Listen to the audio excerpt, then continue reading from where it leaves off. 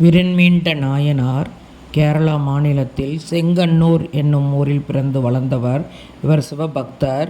ஆனால் சிவனடியார்களை முதலில் தரிசித்துவிட்டு சிவனை வணங்குபவர்.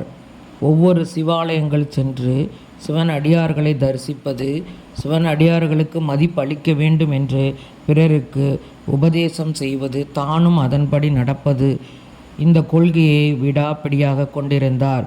ஒரு சமயம் திருவாரூர் தியாகராஜ கோயிலில் சிவன் அடியார்களுடன் பேசிக்கொண்டிருக்கும் பொழுது சுந்தரர் இவர்களை காணாது சிவனை தரிசிக்க செல்லும் பொழுது, கருவறைக்குள் செல்லும் பொழுது, சிவனடியார்களை காணாது சென்ற சுந்தரருக்கும் புறகு மற்றும் சுந்தரருக்கு காட்சி கொடுத்த அந்த சிவனுக்கும் புறகு என்று சிவனடியார்களிடம் கூறுகிறார். புறகு என்பது தள்ளி வைத்தல், ஒதுக்கி வைத்தல் என்பது பொருள்.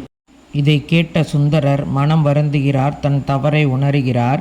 சிவனிடம் கேட்கிறார், நீ அடியவர்களின் பெருமையை பாடு, அவர்கள் மன்னித்து விடுவார்கள் என்று கூறுகிறார். அதன்படி தில்லைவாழ் அந்தணர் முதல் அடியவர்களின் பெருமையை, ஒவ்வொரு அடியார்களின் பெருமையை கூறும் பொழுது திருத்தொண்ட தொகையாக பாடுகிறார்.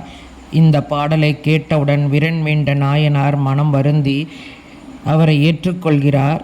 சிவபெருமான் காட்சி கொடுத்து சிவகணங்களின் தலைவராக நியமித்து அவருக்கு பதவி வழங்கி முக்தி அளிக்கிறார் சிவபெருமான்.